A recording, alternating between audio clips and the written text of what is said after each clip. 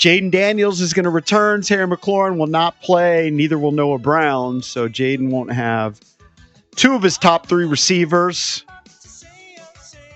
Commanders, of course, been struggling defensively.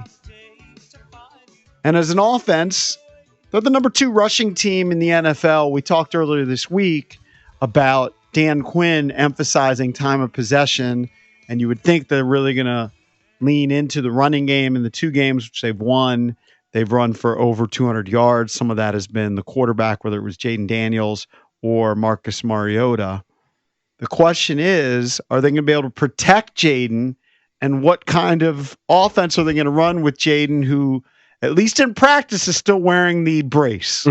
Yeah, Chargers are kind of middle of the road when it comes to giving up yardage on the ground, 111 yards per game. So, I mean, I'd be surprised if the Commanders are able to go in there and rack up 180 plus yards like they've done a couple times already. Just aim for 150. And that's your prediction, 150. That was my prediction. They should be able to run for about 150 yards against and that's their average. Control the clock. Try to keep Justin Herbert, Amari Hampton, that trio of wide receivers off the field as much as possible. I like that part of the game plan. 1-800-636-1067 if you're going to chime in as we talk Commanders, Chargers. What do you want to see from this offense? Points. Do you protect Jaden and not have him run as much? It's not to say that I don't want to protect Jaden, but I'm going to run the same offense. Like I actually think on the first series I would run him. Well, just to strike a little fear into the defense's heart.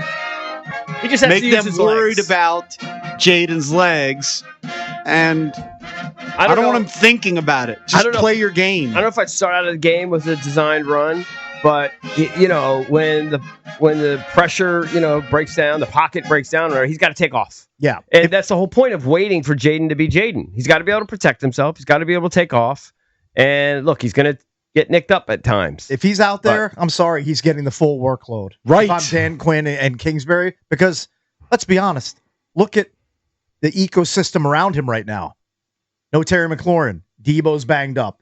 You've got makeshift wide receivers, let's be honest, in McCaffrey and Jalen Lane rounding out the offense. You got to lean on Jaden here to get the win. I think it's a huge part of it. 1-800-636-1067. Can we play Cut 5, which is Cliff Kingsbury talking about Jaden's ability to protect himself?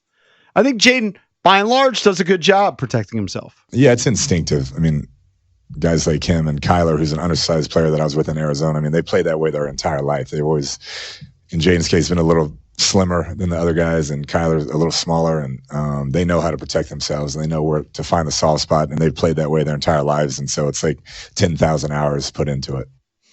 Right, so they're not going to change. Jaden's not going to just all of a sudden just be a drop back passer, stands there like Tom Brady all day. And I'm not saying that Jaden has to carry the bulk of the rushing load. He just has to be a part of it, because I think they're still going to keep that committee approach going forward. They're going to have Bill out there. They'll have Rodriguez. McNichols, not so much, but it's going to be a group effort, not just, hey, Jaden, go get us 120 rushing yards and win the game for us. I don't think that's the game plan. If I did anything, I would, maybe not have as many designed runs, right? Maybe a couple instead of 4 or 5.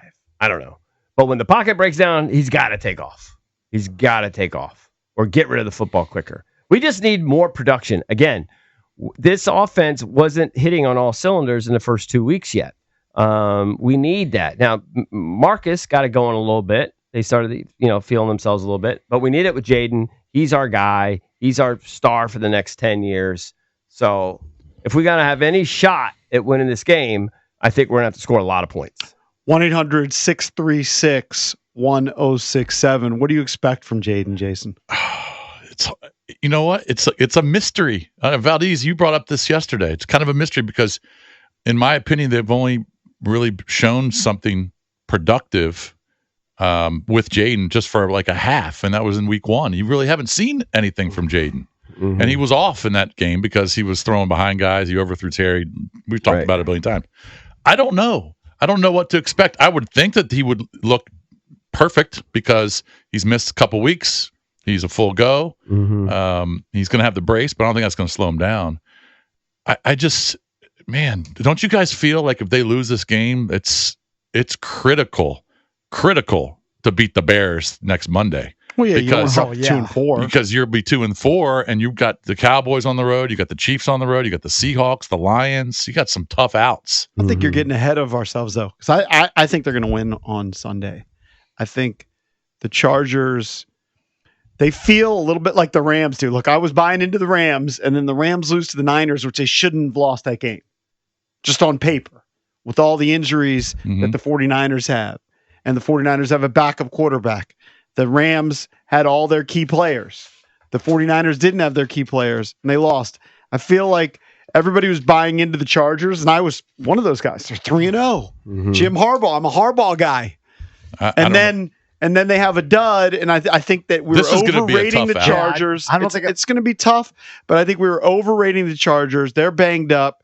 They just lost to the Giants. The Giants stink. Jackson Dart, you've mentioned this a bunch of times. He threw for 100 yards. Yeah, but 100 yards beat him. I feel like what they did at MetLife last weekend, that's their wake-up call. Okay, but why wouldn't Washington have a wake-up call? Well, you're killing the Chargers for being banged up. Washington's banged up. Yeah, I know. Washington's probably more banged up than the Chargers are. Certainly on the defensive I'm side. just not going to elevate the Chargers into this juggernaut I'm status. not saying they're elite. I'm not saying they're Nobody elite said by that. any stretch, but Yeah. I think they're better, and they're at home, and they have the same scenario unfolding as the Falcons did. Everybody counted out the Falcons after losing to the Panthers. Said they're terrible, they're bums, couldn't score a point against the Panthers. They come home, they have a great performance. 2 of 3 of Drake London, Bijan, and Penix had career performances against this defense that's now traveling cross country. I think it's just like you say, it's a big unknown, like what Valdez was saying apparently. Are you going to get Jaden in the offense of 2024? Or are you going to get Jaden in the offense that we've seen so far in 2025? Well, you'd also I don't think you're going to. if they're committed to running the ball, Jaden's performance isn't going to be that spectacular, right? Like if he's only throwing it, Yeah, but even if he only 20 throws it 15 times or less, times, like- he's gotta be more accurate though. He's got to take advantage of even if it's just limited opportunities. Right. An X factor potentially could be Zach Ertz because he loves throwing the ball to Zach. And this Chargers team in 4 games has given up 15 catches, 136 yards, and 2 touchdowns to tight ends. So you can attack them at the tight end spot. Maybe Zach Ertz elevates his game a little bit here. Yeah. You see more out All of right, him. All right, let's pass some of these calls. I see that. 800-636-1067. A couple questions. First of all, what do you expect from Jaden? Do you hope that they change the game plan at all to protect them? It looks like he is going to be playing with a brace. Yeah. I think he'll be fine. I don't think it should affect him particularly. But do you want them to change the game plan? Or I think they're just going to play Jaden and you're just going to go out there and be Jaden. That's why we didn't play it for a couple weeks. Right. I want you to be ready to go. I would agree. BJ. I would agree with that. Yeah. All right. I don't know how to pronounce his name. Is it Bargoff? I just don't know. Bargoff? Is that Hey you? guys, it's bar like bar, gov like governor. Bargov. Bargov. Okay. What is the background on that name? Ethnically Indian. Indian. Okay, gotcha. Oh, gotcha. All right. What's up, man? Yeah. So I think Jaden's going to do his thing, play normal. Game plan wise, just maybe cut back a little bit on some design runs. I don't think we run tons of design runs with him. Mm-hmm. Mostly just improv taking off when things break down. So, maybe just do your thing. Perhaps be like 15% more careful. I don't know if that's even possible to do. Yeah. But game plan wise, I like to see Cliff early on. I know we don't have any weapons. I really have Lane and McCaffrey, but maybe be a little aggressive, try to take some shots downfield, get Lane behind some safeties. They're going to perhaps think we're going to run more, and we're going to run, set up the play action. Just take some deep shots. Maybe put some points up early, put some pressure on their offense, and hopefully help our defense tee off in advantageous situations. So, Do you feel good about the game? Do you feel like they're going to win? Honestly not, man. Just because our defense, it's Swiss cheese. Like I'm thinking, what can we do? It's like just pray. Like Lattimore. I don't know what happened to Mikey. Mikey was a dog last year. I don't know if it's just natural up and down second year slump, but I just feel like our defense is Swiss cheese. They can do whatever they want. So I don't know. Just our defense is what really worries me, and I just don't have enough faith. But it's definitely with JD. You never know. The guy can bring magic, and Right. He definitely an X factor. Appreciate the call. Joe Thanks, Wynn man. talked a lot about like communication and miscommunication or lack thereof, right? And some of the maybe early on in the Giants game, a lot of good like pre-snap communication. Right in the as they were doing the late movement that John Keim was talking about. They were still communicating very well and sticking with their assignments. Maybe some guys maybe trying to do a little too much. Communication not as good in the last game, and they're giving up explosive plays. I am interested to see, one of the things we talked about while you were out the last couple of days was that the linebackers are playing 100% of the snaps. Mm-hmm. And obviously Bobby Wagner was exposed on that pass to Bijan Robinson.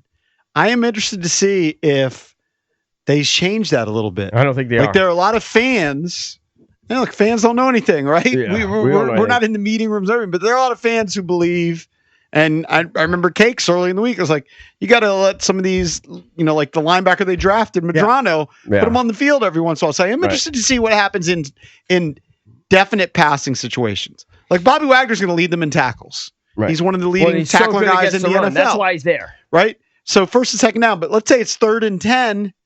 Maybe you take him off the field on 3rd and 10. Yeah. Like maybe you're doing yourself a disservice having Bobby Wagner on the field on obvious passing situations. So I'm curious to see if they change strategically. I don't think they're going to change anything with Lattimore. There are a lot of people, again, if you want to chime in, 1-800-636-1067. What should they do defensively differently? There are a lot of people that are like, it's easy to say this, armchair QBs, but they're like, Lattimore's slow, move him to safety. Move Mikey back from the slot, move him back to the outside, which is what happened last year. Mm-hmm. Move Sanders still to the outside. Mm-hmm. I'm curious to see how that develops next couple of weeks. Lattimore's going to have to step up. We talked about this. His PFF grade right now is a 44.4. Oh. It is 98th out of 104 graded, something like that. But the problem is, Emmanuel Forbes is rated higher, EB. It's easy than to Marshawn say, Lattimore. It's easy to say he needs to step up, or he has to do that. Uh-huh. He might just not be able to. You're correct. This might be peak Marshawn Lattimore that we're seeing, and it's not very good. And if that's the case, they're going to have to do something. Well, I mean, Now Jason keeps saying. Somebody play the music. Jason keeps saying I don't know why the people problem is that the guys he's better than the guys behind him. Well, he clearly is. we got dueling HTTCs. No. We don't play that anymore. Back and forth. Here we go. Everyone's so down. Come on. Listen, I might pick the Chargers too, but we got to get fired up here. I'm not feeling picking a Commander's win. I'm pretty sure, I'm like 98% sure I'll be picking the other I'll tell you side. what, if we have another dud, like offensive week, I'm going to be down. Down in the dumps. Even though we don't have Terry, even though we have all these injuries and everything, Dayton's our superstar. He's got to be a superstar. He's got to have superstar production. Hey, Even The Giants beat them. I know, but that's The Giants. It's a weird game, one-off. You're falling into the trap. I know. You're falling into the trap. Yeah, You're expecting the Chargers to look exactly the same this weekend as they looked this past weekend. But you're expecting the Commander's defense to look exactly the same.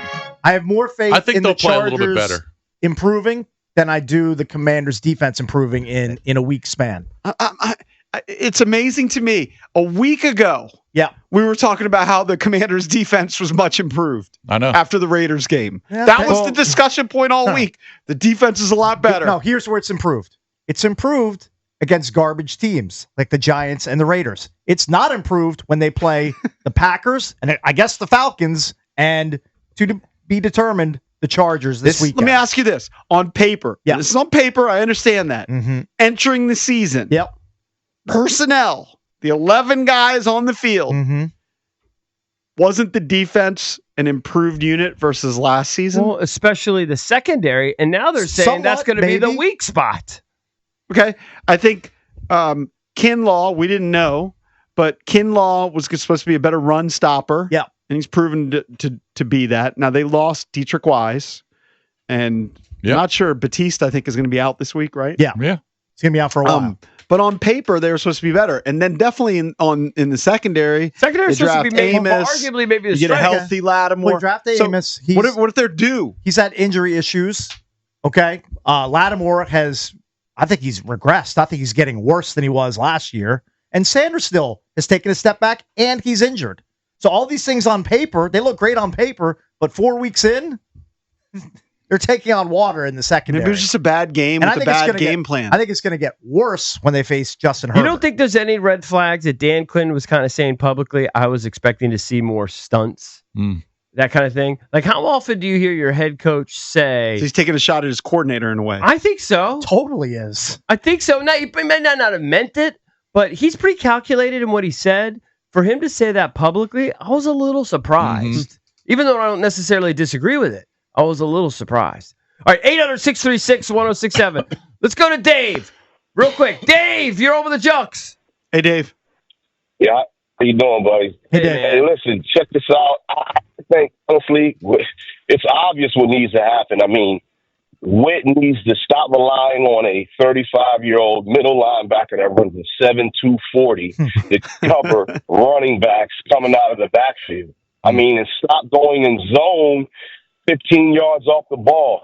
Obviously, we can't get any pressure. The Chargers are be without both bookend tackles. We have to blitz. And absolutely 100%, Dan is calling out his coordinator. I think Dan has this cool vibe, brotherhood vibe, but I think he's kind of like, man, I might have messed up because his boy Witt is not going with, maybe he needs to come out of the booth, come down on the field, because every time the camera gets on him, it looks like he can't see. He needs binoculars up there. Come out of the booth, get the feel of the game, and maybe that'll change up something. All right, Hey, thanks, it worked man. for the Falcons, Thank right? you, buddy. Thank you. Thanks, man. It worked for the Falcons. We goofed on the Falcons. Maybe we got to fire our DB's coach. And The Falcons moved Zach Robinson down on the field, and they got a dub. Yeah. Well, their offense looked pretty good when they Look pretty damn good. we got to fire some guys and get some guys out of the booth. Feel that reeks desperation again. Just a week ago, we were talking about an improved defense. Now everybody's off the defense. We'll see how they perform. We If you are wanna week chime to in, week. We are week to week in this league. 636-1067 Football Friday. We're talking Commanders, Chargers, Week 5. We're the Junkies. Coming right back.